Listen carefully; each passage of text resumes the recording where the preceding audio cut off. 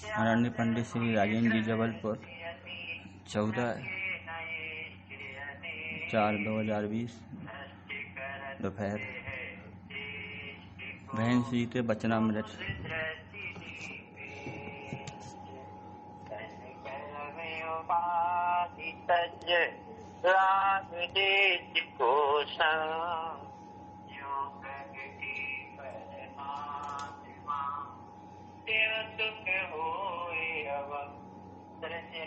पदों में राग की विस्तारता का चिंतन कविराज ने किया है। अपन अभी इस बोल के ऊपर विचार करते हैं। ज्ञान और वैराग एक दूसरे को प्रोत्साहन देते, यानी जिनागम में या मुक्ति के मार्ग में किसे ज्ञान कहते। ज्ञान स्वभावी आत्मा होने पर भी जब तक जीव को अपने ही ज्ञान का परिचय नहीं है कि मैं ही हूँ ज्ञान स्वभावी, तब तक वह कितना भी 11 नौपूर का भी ज्ञान कर ली, तब भी सब क्षेत्र ज्ञान है, इंद्रिय ज्ञान, घी का ज्ञान है, धारणा ज्ञान है, बहिर्मुख ज्ञान है।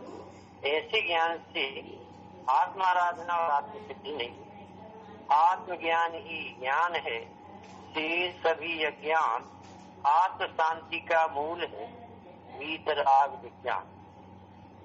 72 नंबर की गाथा प्रोफेसर समय साजी में आता है कि ज्ञान जो आश्रमों से निवृत्ति दिलाता है उसे ज्ञान है। पहले भी तो अपने को मनुष्य पर्याय मानता था, तो समय सार आदि पढ़ने के बाद यदि अपने को आत्मा नहीं मानता, मनुष्य मानता है, बोलने खाने पीने वाला मानता है, तो ज्ञान को जनवाणी ज्ञान ही नहीं कहती। जिस ज्ञान से आश्रमों का निरोध यानी पुरानी मान्यताओं का अभाव हो, उस ज्ञान को ही जनवाणी ज्ञान कहती है। उस ज्ञान से ही मुक्ति मार्ग की स्थिति होती है। इसमें वैराग की बात अपन करेंगे। अभी सचमुच में किसी ज्ञान और किसी वैराग जनवाणी में कहा है, ज्ञान का इतना सरल स्पष्टीकरण इस काल में आया है गुरुदेव की कृपा से। उन्होंने कहा कि ज्ञान करने में लगा हुआ है। ज्ञान तो जीव का स्वभाव, अरे जीव की समझ में नहीं आता, वो अधिक से अधिक पढ़ करके भी मानता है कि मुझे ज्ञान। कहते हैं कि जैसे अग्नि को उष्ण किसने किया, उसकी उष्णता कहाँ से आई? कहते स्वभाव ही उसका उष्ण। शक्कर में मिठास कहाँ से आई? कहते स्वभाव ही उसका मिठास न। और पानी में उष्णता आती है तो कहते वो अग्नि की संगत से आती है। पानी की दशा में जो शीतलता आएगी वो कहाँ से आएगी?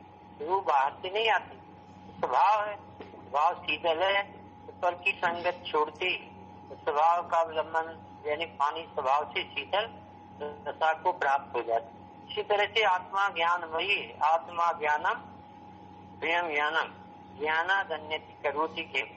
तो आत्मा ज्ञान स्वभावी है। और ये बात स्वास्थान की इतनी प्रसिद्ध है, इतनी सारा जगत जानता है कि मैं जानता हूँ, मैं जानता हूँ, परंतु सारा जगत ऐसी जाननहार स्वभाव से अपरिचित है।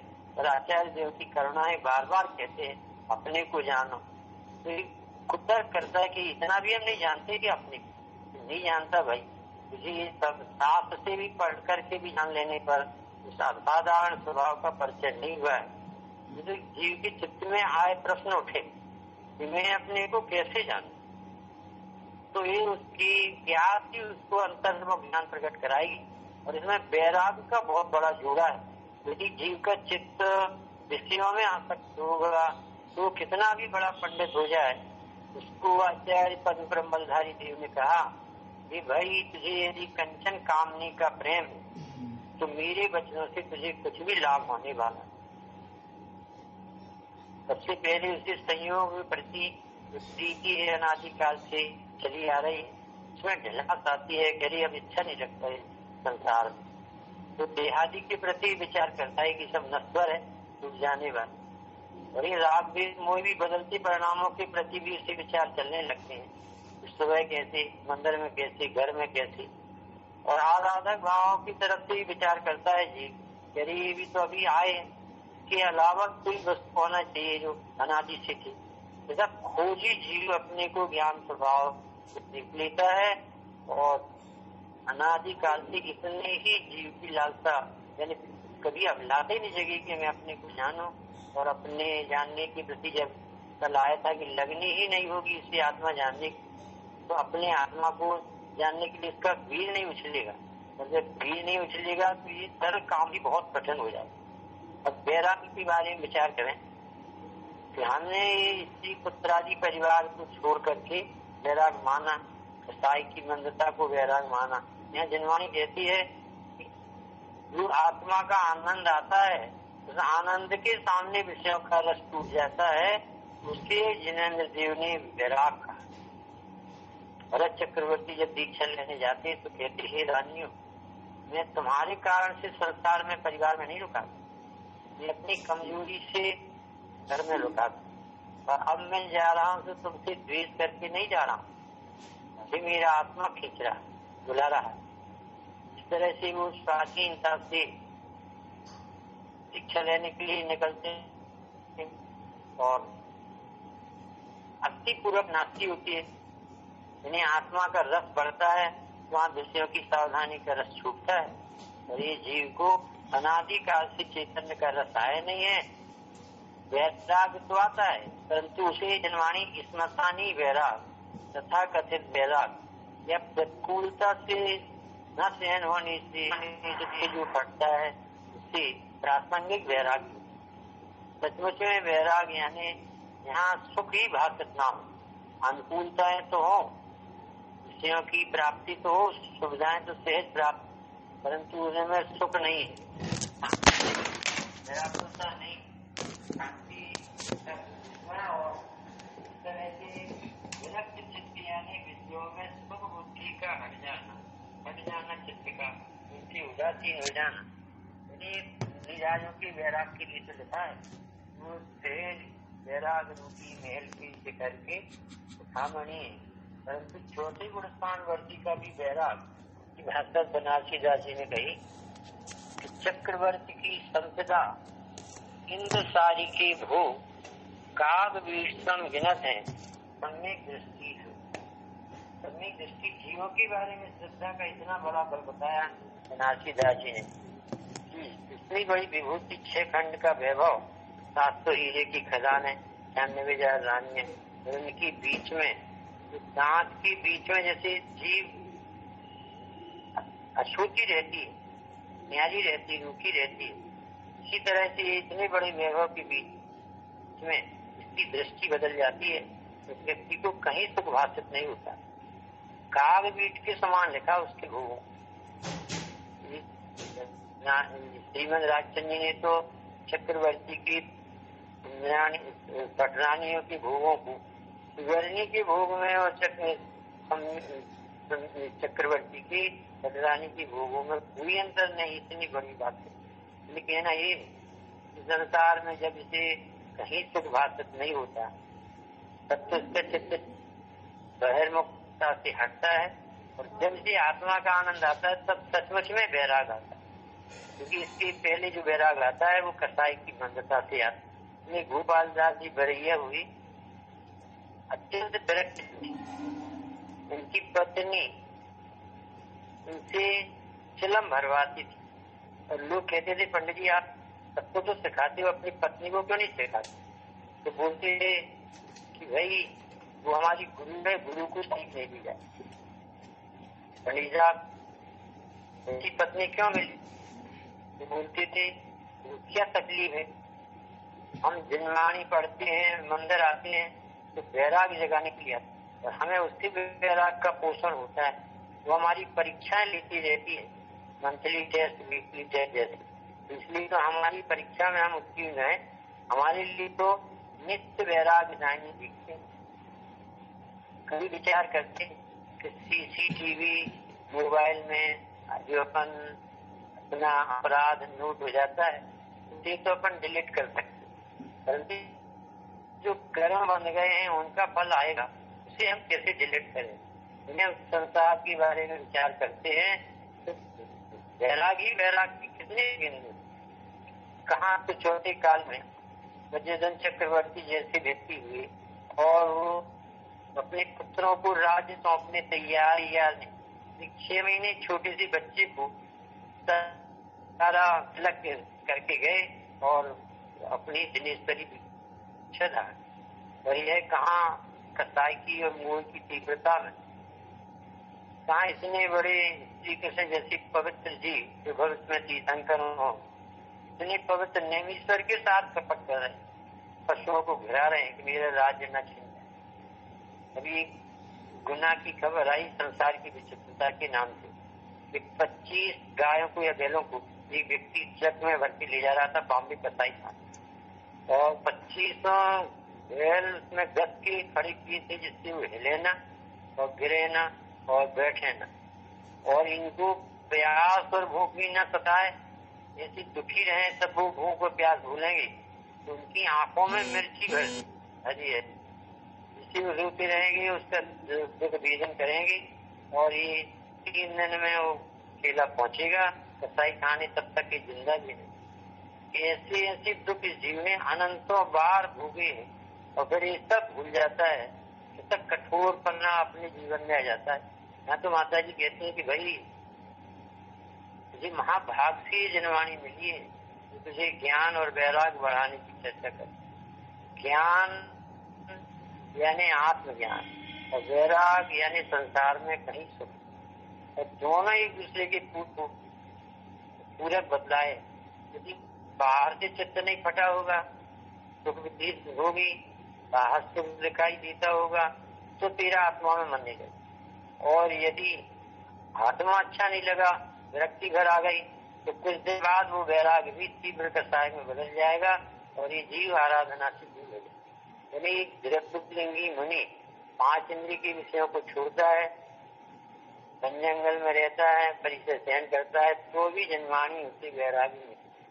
और ये चौथे गुणस्थान बढ़ती व्यक्ति, इसकी विषय से सुख बुद्धि, इंद्रियों से सुख बुद्धि छूट गई, उसे ज्ञानी और वैरागी कहते, उसे निर्जरा कहते। अपने गुरुदेव श्री को व्यक्ति ने बंगले में ले गया बॉम्बे में, और बहुत गहरे गहरे स्तंजों से गुजरते हुए स्वामी जी से पूछा, स्वामी जी आपको कैसा लगाया? तो स्वामी जी ने कहा, भैया मेरे यहाँ से निकलना बहुत कठिन होगा। कैसा संसार, जीव मोह के दलदल में फंसा, कभी आत्मकल्याण की बात ही नहीं पूछता। यूनानी में वर्तमान युग में बहुत कथानक भरे पड़े हैं।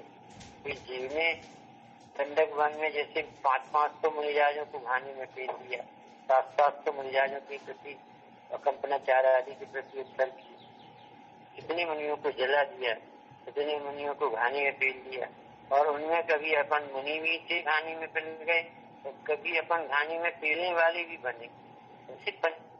पंचपावर्तन की जब चित्र देखते सुनते तो जीव को घबराहट नहीं होती।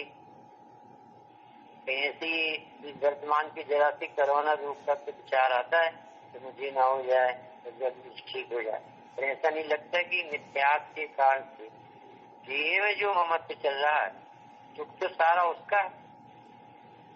और ये माता जी ने एक बात देखी कि यदि तत्व ज्ञान नहीं होगा, इसकी जो कसाई की मंदता से वैराग दिखेगा, सब रूंधी हुई कसाई जैसी है। जैसे तोड़मन ने लिखा कि 10 लक्षण पर जब आते हैं तो हरी वनस्पति आदि का त्याग कर दी, दुकानें बंद रखेगा, दवा नहीं खाएगा, और जैसे ही 10 दिन हो जाते हैं एकदम उसका राग फट पड़ता है। ऐसे ही दबा हुआ परिणाम है जो आ जाता है, और इस जीव को लगता है कि जैसे मैं बहुत विरक्त चित्त है। विरक्ति बिना तत्व ज्ञान के, बिना आत्मज्ञान के आना संभव ही नहीं। सीता जी को जैसे अपन जीवन पढ़ते हैं तो इनका जीवन देखते हैं तो कैसे कैसे उपसर्ग आने पर किसी को भी दोष नहीं लगा है, और उसका द्वेष खोजते हैं तो इनका तत्व ज्ञान ही साथ देता है। मेरे बाहर में पर जीव की दुख का कारण है ही, और यदि निमित्त देखते हैं तो मेरे कर्म के उदय के बिना ऐसा युग बन ही नहीं सकता। और अपनी युग की योग्यता देखते हैं, हम जितना छोटे हैं उतना दुख होगा, तो हम फिर ज्ञान करते हैं तो ज्ञानी को ऐसे प्रसंग भी आ जाते हैं और वो अपने को कष्ट यानी संयुक्त तो बनते हैं परंतु उन्हें दुखी नहीं करते। अंजना का जीवन पढ़ते हैं तो उन्होंने 200 भाई उनकी अपनी बहन को घर में नहीं रखने दिए, पति 22 साल तक तिरस्कार कर रहा, सास ससुर ने निकाल दी, एक भी बार किसी के प्रति द्वेष बुद्धि नहीं आई तत्व ज्ञान की। और जिस समय मुनिराज मिले और उनसे कहा कि हे मुनीश्वर, मेरे पेट में ऐसा कौन सा पापी जीव आया, मैं इतनी कष्ट पा रही। और उनके सामने, मुनिराज के सामने अंजना के आंसू बहे। तब मुनीश्वर बोले, बेटा तेरे पाप का उदय सब चला गया, अब तेरे चरम शरीर सम्मान पैदा होने वाला है, तो महाभाग्यशाली, तो तेरे पाप के उदय टल गए। जो ज्ञानी जीव ने अज्ञानता में जिनेन्द्र प्रतिमा के प्रति अनादर का जो सत्ताजनक परिणाम लगाया था, उसका फल उसके सामने आया। और तो तत्व ज्ञान से उन्होंने कैसी चीज किया। सारा विश्व जब तक जीव को निर्दोष नहीं दिखाई देता, तब तक उसकी बुद्धि बाहर से हटती नहीं है, और बाहर से नहीं हटेगी तो तत्व ज्ञान न होने से अपने में नहीं लगेगी। इसलिए माता जी ने दोनों बातों को साथ साथ रखा है कि अस्थि से कहें तो आत्मज्ञान होना चाहिए, और नास्ति से कहें तो विषय सुख से विरक्त होना चाहिए। विषय सुख विरक्ता शुद्ध तत्वानुरक्त। एक बार ऐसी चर्चा संगत संदेश में आई थी, तो स्वामी जी बोलते थे कि शिवाजी जो मंडलेश्वर राजा हुए, उनसे शंकराचार्य उनके जो गुरु थे, उनके चरण का पाद प्रक्षालन कर रहे थे।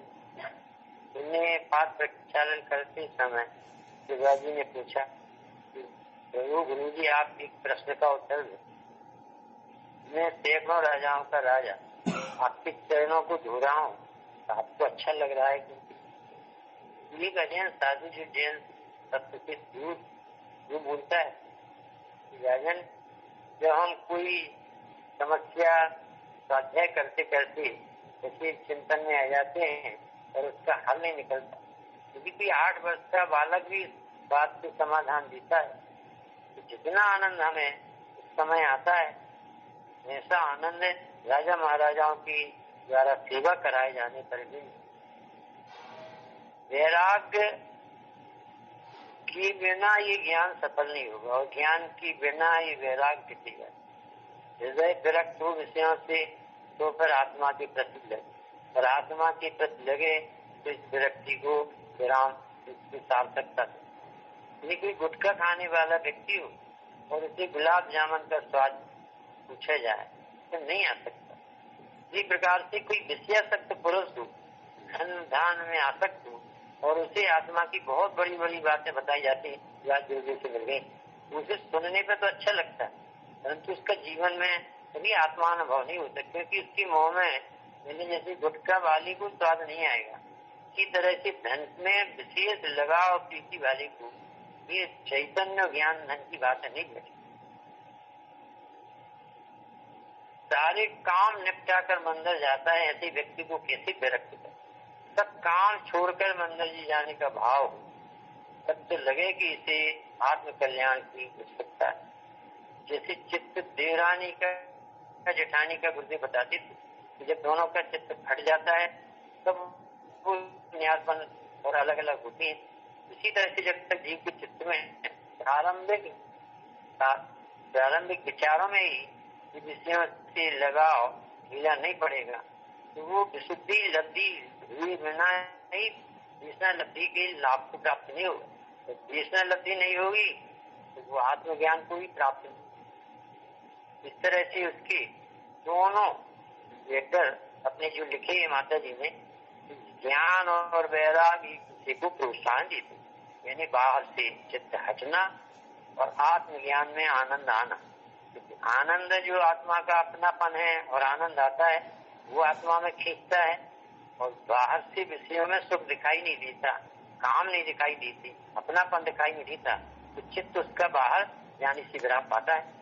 और सम्यक दृष्टि के बारे में समझदार में आता है कि सम्यक दृष्टि भवति निमित्तम ज्ञान वैराग्य शक्ति। सम्यक दृष्टि जीव की ज्ञान और वैराग्य की शक्ति स्वाभाविक पाई जाती है। ज्ञान भोगना नहीं पड़ता है, बार बार रटना नहीं पड़ता, फिर ज्ञान होता ही रहता है। और ये वैराग्य ज्ञान के साथ ही जुड़ा हुआ है। ज्ञान हो और वैराग्य ना हो, और वैराग्य हो और ज्ञान ना हो, ऐसा होता ही नहीं। शास्त्रों से सीखकर पढ़कर धारणा से जो ज्ञान होता है तो शास्त्र ज्ञान कहलाता है। यहाँ तो जो ज्ञान ज्ञायक को प्रसिद्ध करता है, इस ज्ञान में लीलुद्धता नष्ट हो जाती है, इस ज्ञान में कर्ता कर्म की भ्रांति टूट जाती है, इस ज्ञान में परद्रव्यों की गति, एकत्व मत्स्य का भाव मर जाता है। ऐसे ज्ञान को जनवाणी में ज्ञान। जब गुरुदेव ने समय सार परिशिष्ट पर प्रवचन किए, उन्होंने कहा कि ये ग्रंथ में समय सार में आत्मा ज्ञान स्वभावी है, ज्ञान स्वभावी है। तो शिष्य को शायद ऐसा न लगे कि आत्मा में एक ज्ञानी गुण होता हो। उन्होंने परिशिष्ट में 43 शक्तियों का उसमें बताया कि ज्ञान कहने से मात्र ज्ञान नहीं लगा है, ज्ञानादि अनंत गुणों से गर्भित जब भरा पूरा भंडार भगवान, जब कभी जीव को आदर नहीं आया, प्रतिक्षण ज्ञान हो रहा है, ज्ञान में ज्ञेय प्रसिद्ध हो रहे हैं, और ज्ञान ज्ञायक के बिना नहीं होता, और ज्ञायक विराजमान है ज्ञान, तो भी कभी जीव में ऐसा भाव नहीं आता कि मैं ज्ञान से बात। ज्ञान का ही बना है, ज्ञान का शीश महल ज्ञानी रहते। जैसे जरा खुशबू के लिए डोड़ा फिरे जंगल के भी अपनी नाभि में बसी खुशबू नजर आता। कितने भजन और कितनी लाइनें ऐसी आती अपने स्वभाव को दूषित करने वाली। अपनी सुध भूल आप देखो पाओ, अपने को आप भूल गया है, किसी ने भुलाया नहीं, किसी और आत्मा कहीं चला नहीं गया, कहीं से लाना भी नहीं।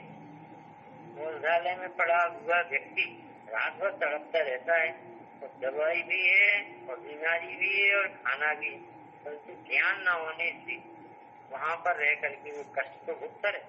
इसी तरह ये आत्मा स्वयं ज्ञान स्वभावी है, ज्ञान कहीं करना नहीं है, इतना ही ज्ञान चाहिए जितना शिवभूति मिल जाती। जरा से ज्ञान में अन्य जैसा व्यक्ति निरंजन बन गया। ज्ञान तो बहुत है अपने पास, बाबू जी की बात हम कहें, मूंगफली छील के खाना आता है, सम्यक दर्शन और केवल ज्ञान हो सकता है, लेकिन ज्ञान लाना नहीं है। ज्ञान तो जीव का स्वभाव, परंतु जो जानता है वही मैं हूँ। इतनी सी बात के लिए इतना बड़ा समझदार और दास्तान।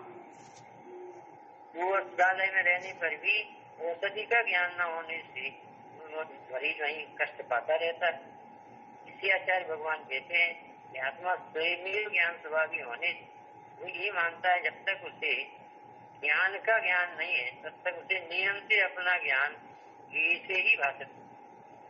प्रवचन 93 नंबर की गाथा में लिखा है, जितने भी पदार्थ हैं अच्छो खलु द्रव्यमय, ये अर्थ है सब द्रव्यमयी चीज, और द्रव्याणी गुणप्राणी घणदान, और जितने द्रव्य हैं ये गुणात्मक है, जितने द्रव्य गुण हैं गुणों पर्याय उनकी होती है परिचय। पर्याय जी पद्य मूढ़ा ही परसम, पर्याय मूढ़ है, परसम है विच्छेद। पूछा कि साहब द्रव्य गुण है पर्याय, तो फिर पर्याय मूढ़ क्यों? तो उससे द्रव्य गुण से पर्याय आती भी नहीं दिखती। ज्ञान तो दिखता है, तो ज्ञान ज्ञायक के बिना नहीं होता, ये सब विचार नहीं आता। वो ज्ञान को जब द्रव्य से अपने से नहीं देखता तो नियम से उसे लगता है कि कहीं ये है, पुस्तक खुलती है ज्ञान होता है, ये दिखते हैं ज्ञान होता है। ऐसी भ्रमणा 24 घंटे चलती है। भोजन है, भोजन का स्वाद आता है, सामने पिक्चर टीवी इससे तो ज्ञान दिखता है। जहाँ ज्ञान नहीं है वहाँ से तो ज्ञान दिखता है, जहाँ से ज्ञान है वहाँ से ज्ञान दिखता नहीं। तो आचार्य ने कहते ये निर्णय की कमजोरी से भ्रांति चल रही है, और इस जनागम में इसी भ्रांति को तोड़ने के लिए उपाय को ज्ञान की प्रकाश। तो अपनी शुद्ध को भूल गया है, यदि 10 व्यक्ति नदी को पार करें तो जब भी गिनते हैं तो 9 ही निकलते हैं। तो ये पूछा कि ऐसा क्यों हो रहा, उसे खुद को भूल जाता है। सबको तो गिनता है परंतु अपने को भूल जाता है। अपने यहाँ ज्ञान में ही प्रतिक्षान, ज्ञान में ही निर्जरा, ज्ञान में ही निर्णय, ज्ञान में ही स्वच्छत्व, ज्ञान में ही प्रकाशत्व, ज्ञान ही आत्मा है, ज्ञान ही सब कुछ है। किसी गाथाएं अपने आचार्यों ने लिखी है। धोबी का उदाहरण दिया कि धोबी का चद्दर जो व्यक्ति एक ही चद्दर डाल गए, फिर उन्होंने लेने आए, तब उसने कहा कि मित्र आपका चद्दर पड़ोस वाला ले गया। और चिन्ह देखते ही जो लेटा हुआ था उड़ करके उसने देखा कि इसमें मेरा चिन्ह नहीं। जैसे ज्ञान हुआ तत्काल उसके चित्त से त्याग हो गया। करी मैं इसका कौन हूँ। वेशभूषण कुलभूषण मुनिराज के बारे में आता है। जैसे ही दोनों व्यक्ति पढ़ के आए, वेशभूषण कुलभूषण, और उनकी बहन कमलोत्सवा आरती लिए खड़ी थी और बहुत प्रसन्न हो रही थी, मेरे भाई आए, मेरे भाई आ रहे। और उन्होंने 20 साल बाद उस बहन को देखा, परंतु ये नहीं जानते थे कि मेरी बहन बहुत सुंदर सुंदरी है। और देख करके ऐसे विषयासक्त आकर्षित हुए कि दोनों लड़ने लगे। और मंत्री ने जब कहा भाई बैराग के प्रसंग में जो किसी नगर प्रवेश की और मंगल प्रसंग में ये अमंगल घटना क्यों हो रही, क्या बात। नहीं, वो बहन दौड़ती आई, मेरे भैया मेरे भैया। यह शब्द सुनते ही उनके दोनों की विकार बताओ रहे कि चलिए। तत्व ज्ञान के बिना ये राग सीखना बहुत असंभव। जैसे ये जीव जानेगा मेरी दृष्टि में मैं ज्ञान स्वभावी मात्र हूँ, पर का स्पर्श भी नहीं कर सकता। ये को रमाने वाली रमणी तो मेरी रमणी नहीं, ये को जन्म देने वाली जननी तो मेरी जननी नहीं। मैं तो अनादि जननी के पास जा रहा हूँ, मैं तो अनादि जनक के पास जा रहा हूँ, मैं तो अनादि रमण कराने वाला स्वभाव के पास जा रहा हूँ। ये स्वभाव से तो दीक्षा लेते हैं।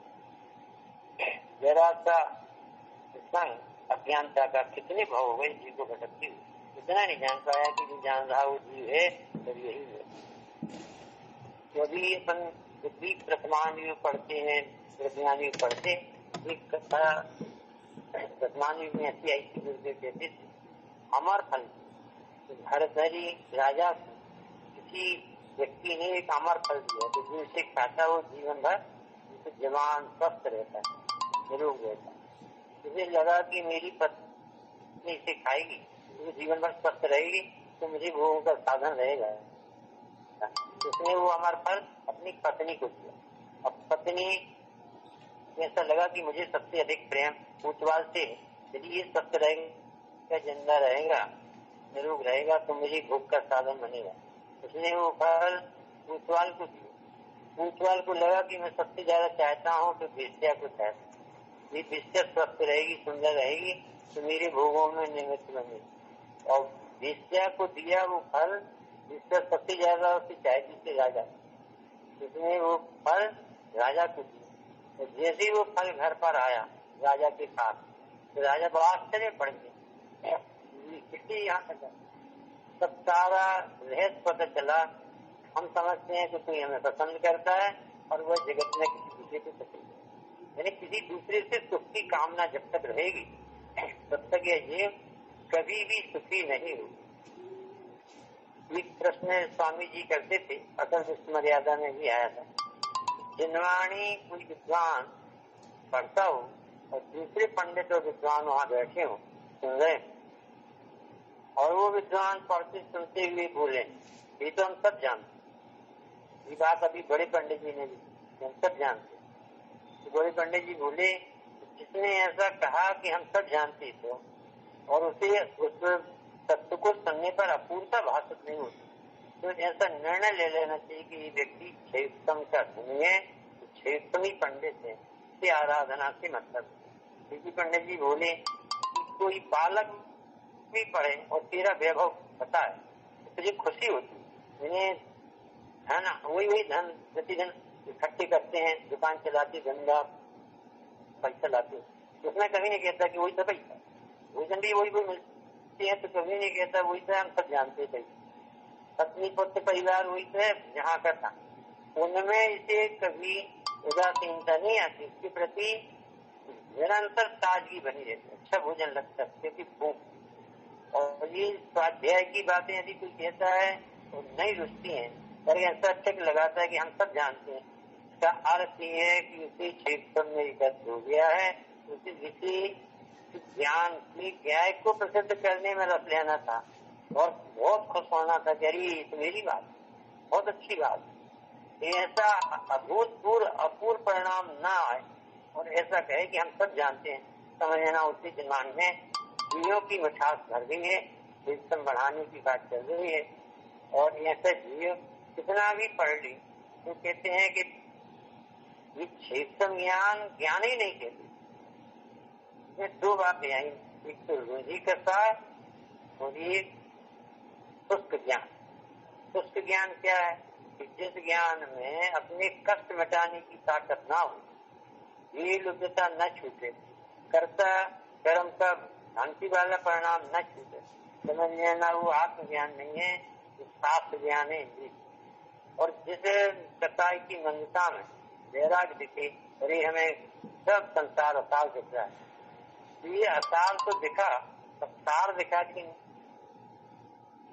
उसकी कसाई रुझी हुई कसाई की मतलब। तो ये व्यक्ति को कसाई की मंदता में हर भी छोड़ देता है, पति पुत्र परिवार की अंतिमता भी छोड़ देता है।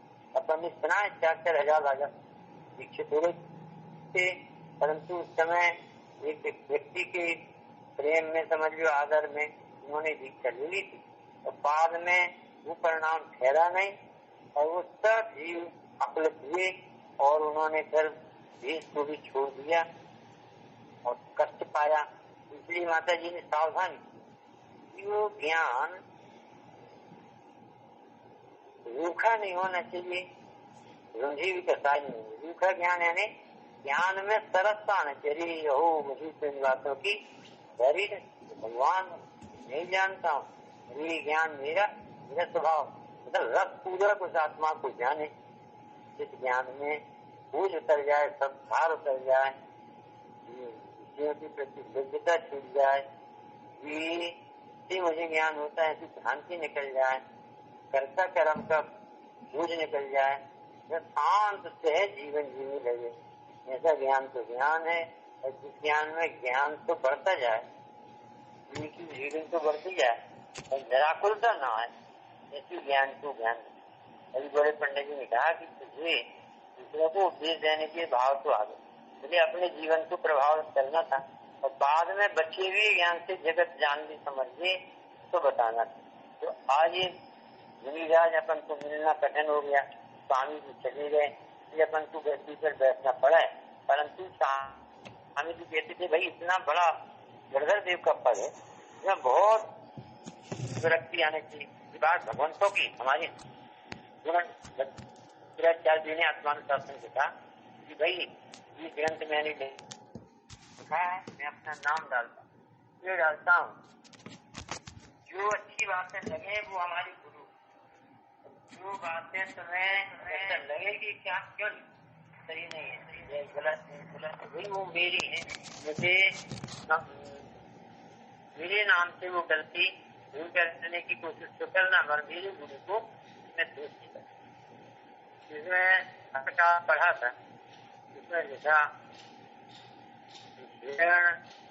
अपनी सुगंध में मैं नहीं जानता कि कितना करता है सुगंधित पानी के लिए। मरीज का उदाहरण दिया, दिल नहीं पावे प्राण गवावे, सद मरता वस्तु कराई आने अपनी बात सुगंधित होती कि ना भी भी ऐसा महसूस होता है कि जंगल इसी तरह ज्ञान तो अपना दिनवाणी घूमती है भगवान की समझ में तो अपने उपादान से आते, उपादान की तरफ ध्यान दें।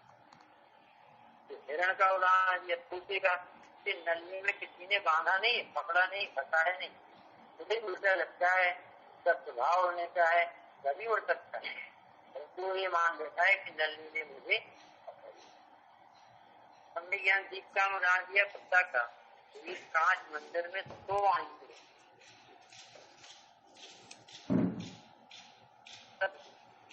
वो ऐसा लगता है जैसे कुत्ते वो बहुत भौंकते, वहीं पर वो भौंकते मर जाता है और बाद में यदि कोई पूछे तो बता कितने हम से ऐसा मानता रहा कि मैं कुत्ते कहाँ से आते और भौंक अपनी जान दूसरा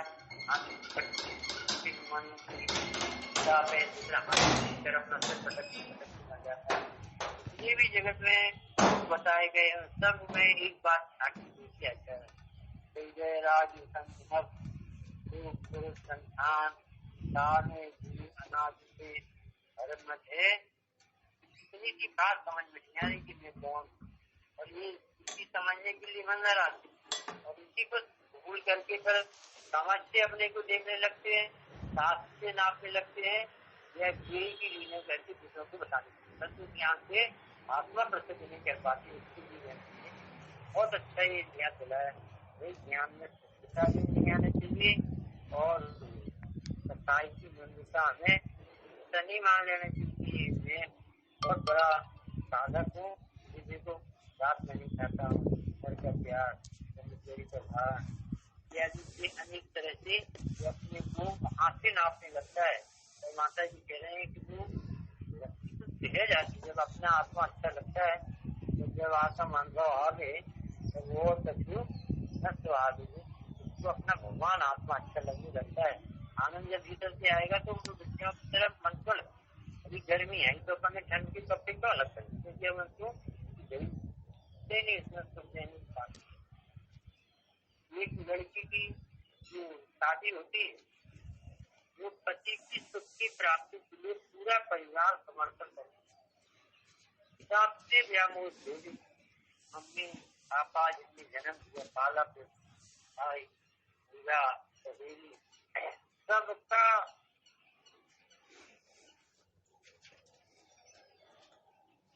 राग अपने आचार्य भगवान करें सारे विषयों का रस चूसेगा, यानी इनमें डर नहीं है, सही नहीं सही तो वो भी नहीं चूसेगा। इसकी वासना दूसरे जीवन में तो व्यासा ही जो अभिलाषा चूसती है वो दूसरे जीवन करता हुआ दिखता है, परंतु सचमुच में वंश मात्र में से सुख भा सकती है।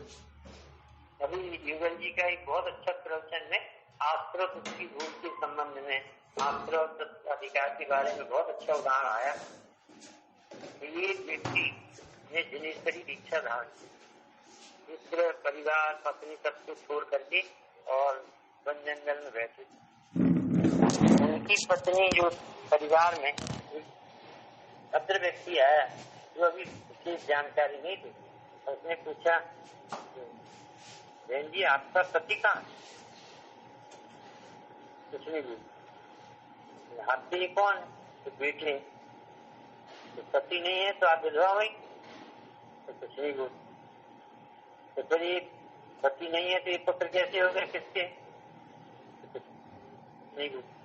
तो बताओ वो पत्नी की पति होने पर भी, अब वो मुनि उसकी पत्नी है, अब मुनि राज के पास गया, महाराज आपने दीक्षा ली तो आपने अपनी पत्नी को छोड़ा कि सबके परिवार को छोड़ा? व्यवहार से तो छोड़ा होगा। तो बाबू जी ने इतना अच्छा बताया तो भैया कोई किसी का नहीं है, बहुत भ्रम से जीव दिया। मानता है कि मेरी पत्नी पुत्र है, मेरा शरीर ही नहीं है जहाँ से अपनी नहीं कहा ना अपना, जिस तरह उसकी देह में अपना त्रुटि छूट जाती है तो 5 इंद्रिय के विषयों में सुख नहीं है। ये वासना भी आत्मबल से टूटती है और ऐसा ज्ञान और ध्यान का आराधक भी मुक्ति के मार्ग से साधता है। जी ने तो लिखा है कि मात्र मोक्ष अभिलाष, कसाय की शांतता, इतनी कसाएं समन हो गई, किसी को दोष नहीं लगाता, उदय का ज्ञान उदय के रूप में करता है और आत्मा को ज्ञाता देखता है, ज्ञान स्वभाव भी निर्दोष देखता है, जगत को भी निर्दोष देखता है। इस तरह का ज्ञान और वैराग का गजब का मेल। वैरागी का वेश बनाना बहुत सरल है किंतु कठिन है अंतस में वैराग होगा, क्योंकि जीवन संगनी तो त्यागी जा सकती, परंतु कठिन त्यागना इंद्रिय विषयों की अभिलाषा। मुनिपद की दीक्षा तो मांगी जा सकती पर राग द्वेष का त्याग नहीं है। दूर बता जब का भजन सुदेश जैन नागवत भैया पर द्रव्य से दूर होने से वैराग हो गया हो, ऐसा जैन दर्शन नहीं मानता। जब पर द्रव्यों में सुख बुद्धि छूट जाती है, वो मेरे कोई काम की सब न्यारे सुख रहते हैं, हमारे अस्तित्व से खाली सब जीव के चित्त में जो विरक्ति आती है विषय सुख की भ्रांति छूटती है। तो ऐसा विरक्त चित्त अपने आत्मा में ज्ञान और आनंद भरा है, तो भोगता हुआ निर्माण को प्राप्त कर। जैसे कि जब तक एक गिलास खाली ना हो, उसमें फिर भरी गिलास में कोई भरा नहीं जाता। इसी तरह से जब तक विषयों में मन भरा हो और उसे कितनी आत्मा भगवान ने आनाए उसे कुछ भी रख पड़ जाए, फिर उसका चित्त खाली होना चाहिए। अभी विशुद्धि लब्धि में ही बताया जाता है कि वह जीव विषयों से थका हुआ चित्त है।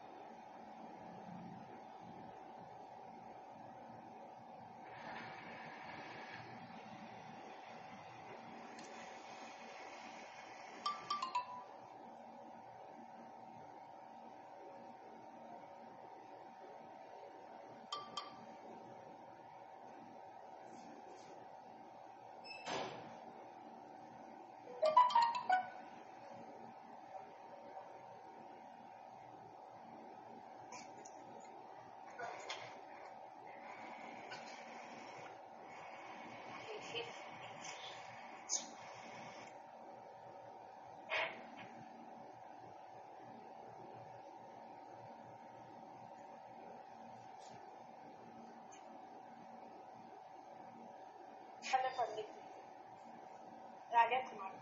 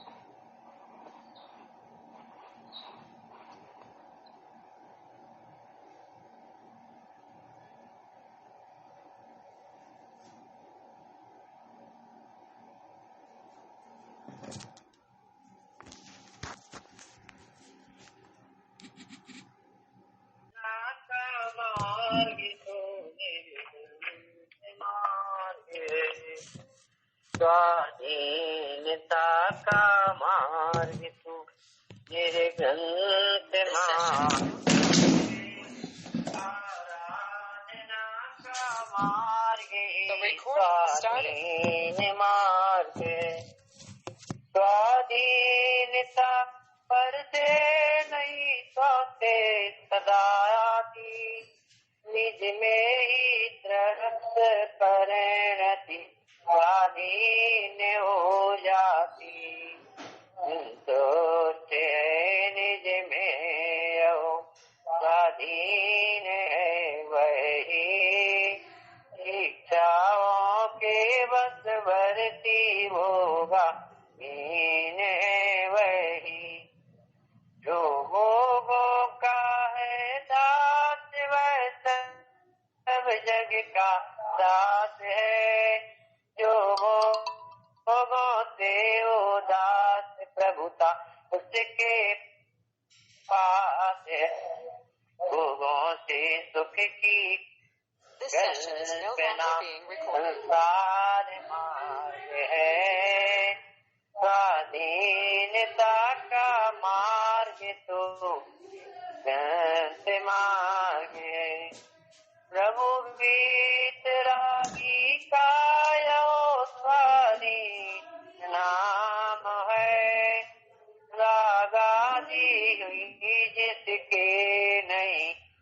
से क्या काम है, मुनिराज स्वाधीन बात साधन के बिना, एकाकी जंगल में विचरते आकुलता बिना।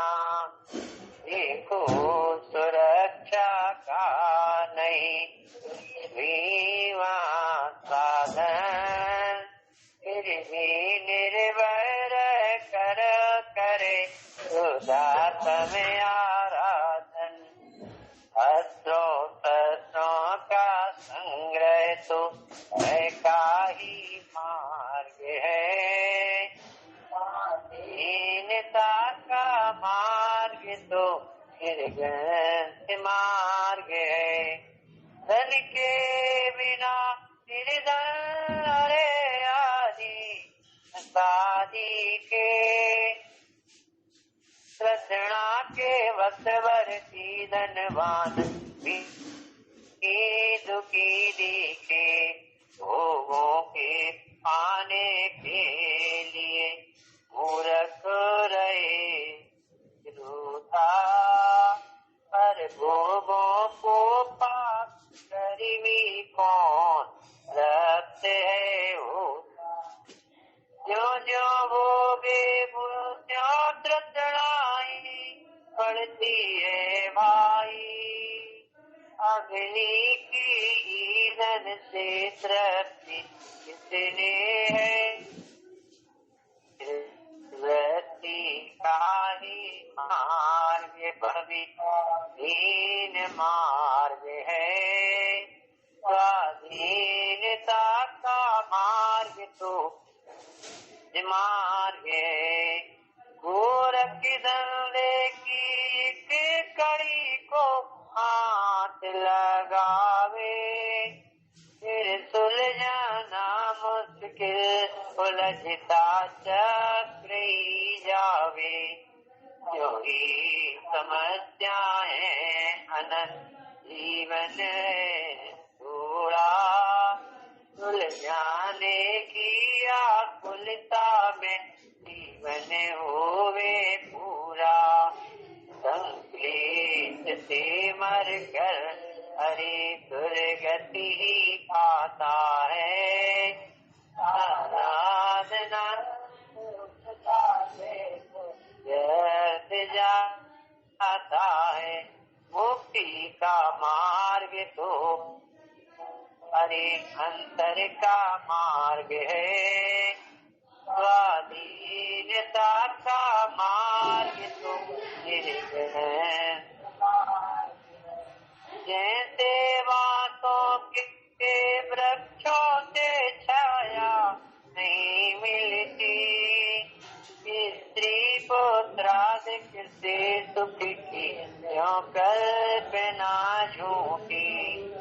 इतने खोजे देखो भौतिक ज्ञान साधन, पर हो सके उनसे कभी क्या शांति का वेदन। बाहर की दुनिया में नहीं छोड़ लगाओ, समझो से तो आराधना की मार्ग में आओ। जिन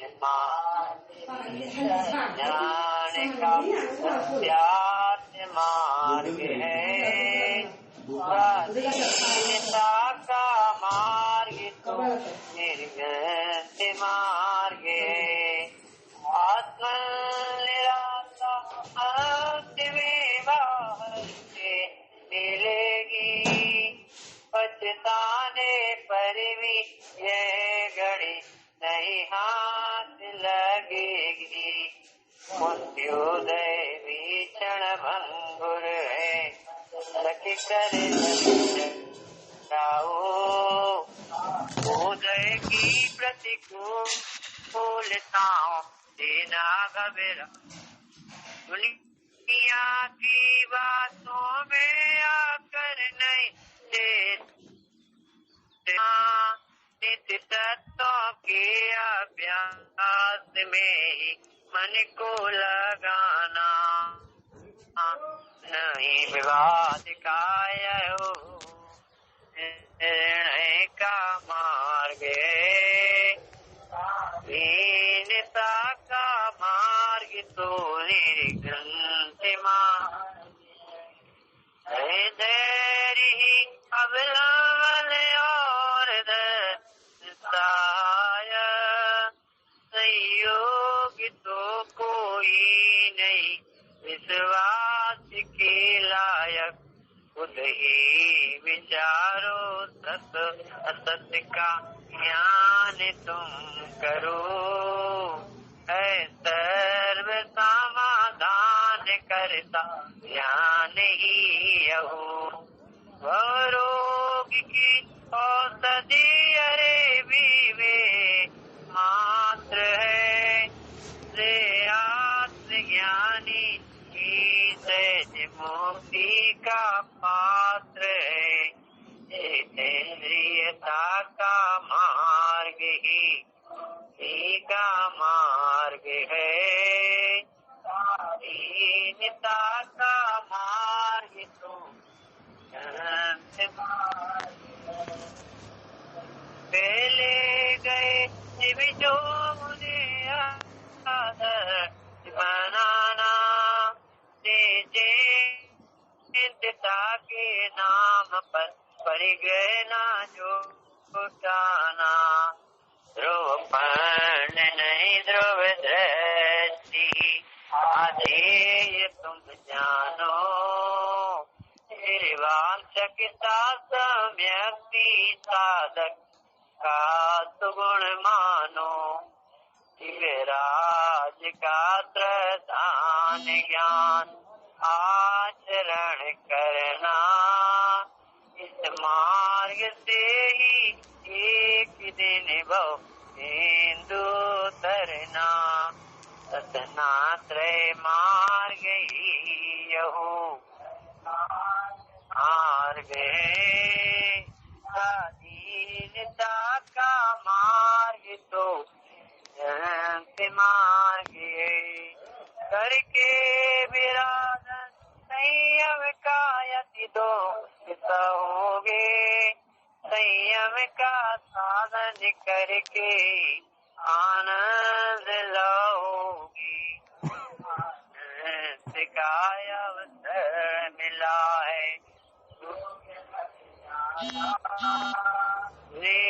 स्वप्न में भी भोगों का कुछ भाव नहीं लाना, उदय की भाव आ जावे, तो प्रायश्चित करना, करना नहीं पुरुषार्थ से ही सदा बढ़ना, संकटा से तो विष ध्रुव ज्ञान मार्ग है, स्वाधीनता का मार्ग तो ग्रंथ मार्ग, कोई सहारा है नहीं और सोच मत लाना, तारी शरणम पाठ पर निज की शरण आना, निज भावना भाते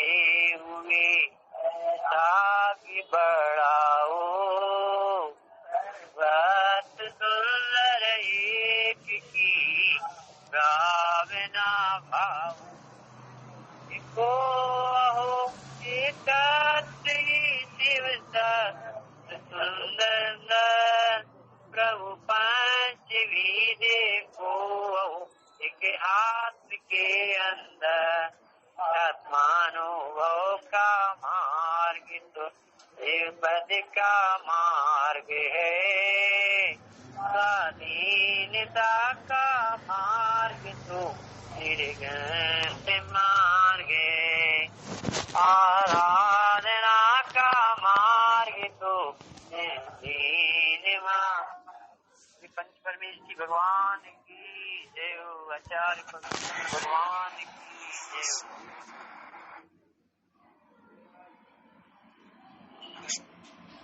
गोष्ठियाँ समाप्त होती है। सबसे अनुरोध है, अगर अधिक आवश्यकता हो तो ही मैसेज करें, बीच बीच में इसमें मैसेज नहीं करा करें, बाकी लोगों को डिस्टर्ब होता है। जय जिनेंद्र।